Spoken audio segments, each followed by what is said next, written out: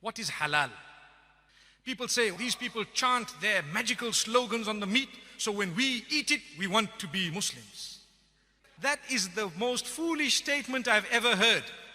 All the creatures have been given life by the Almighty. What gives me the right to take the life of a cow away?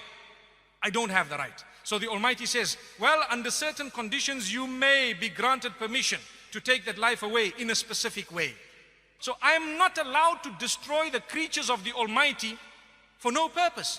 I cannot even destroy the ecosystem without purpose. If I want to cut trees down, I need to ask myself, why am I doing it? If there's no purpose for it, leave the tree. It has life of a different nature. You're a Muslim. You need to be at peace with everything else. But yes, if there is a need for firewood or there is a need to clear the path, I may say, in the name of the Almighty, the giver of the life, and I begin to cut that tree. So what about insects? Before you spray your mosquito repellent, that little sound that irritates you, before you spray your doom, you say in the name of the Almighty, Bismillah, you spray your doom. What happened? They were doomed. But that was for a purpose. You don't just go and destroy. If a reptile is harming you, you may, by the name of the Almighty. You need to take His name because He's the giver of that life. Who are you to take it away? So when it comes to the animals, there are certain animals that are permissible to eat. You cannot just be barbaric. The way you have treated the animal from the point of its birth to the point of its slaughter is extremely important. You need to be completely humane even with animals. You need to treat them, give them that life that they deserve, feed them properly, give them that air and the space. If you were to look at abattoirs that belong to non-Muslims, they are very barbarically run. To be honest with you, I've visited, I've seen, we are so shocked, nauseating. And people say, yeah, you guys are doing something that's very barbaric. Oh, come and see, we'll show you how it's done, come. So now when we get to the cow, for example, or the sheep that has been fed properly, and it has not been force-fed and kept in a pen like the ducks of the world and the chickens that don't even grow feathers anymore because they are modified. Their sole purpose of being given life is to grow until they are killed brutally in order to be served on the table. Not halal. We don't want that. It must be accorded its life. It must be treated as a proper chicken. It must be treated as an animal, a bird, whatever it is. It must be fed properly. And at the same time, you bring it to the pen. You slaughter it in a way that it does not witness the others. And at the same time, such a sharp blade. And why is it that the throat is used? Because of the central nervous system. Powerful statement.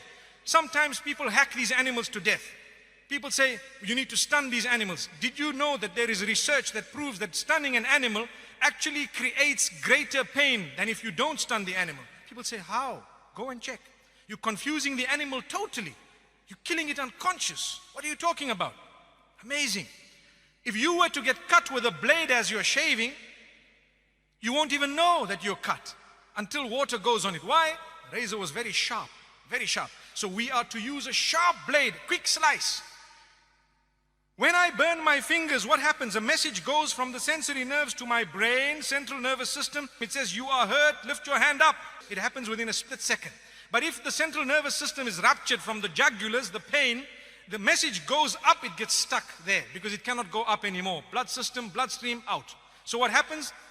It numbs to a halt. That is halal. If you were to slice it, the message will not go from the bottom to the top, nor from the top to the bottom, because the jugulars are gone. Windpipe and food pipe. And you have to take the permission of the giver of that life when you are slaughtering it. If not, we don't want to eat that. You have stolen it from the property of God. Allahu Akbar. How can you just cut an animal? Who are you to take that life away? You need to say, in the name of the giver of the life here, I'm taking this by your permission. Such a humane way, beautiful. That is termed halal. You are taking the life away. And this is the original system of the Jews and the Christians. It is the original system that was taught by all the messengers. Islam adopts it quite strictly, and so does Judaism. And I'd like to think Judaism adopts it even more strictly. Go and study, you will find it. Same system. So why do people pick on halal? It in fact is the most humane way. In fact, it is the way of being protected from horse meat. Allah protect us, yes. And the supervisors will ensure that things are happening. They will tell you, we guarantee you that this thing was done properly. And guess what? It's not a horse, my brother. It is a privilege and honor to eat something that was slaughtered by the name of the giver of the life. To say, only for eating purposes, consumption, we took into consideration every rule that you have put. And we have actually fulfilled everything. So we hope we will now get the blessing of the food that we put into our mouths. If not, I'd rather eat the vegetables. May Allah protect us, really.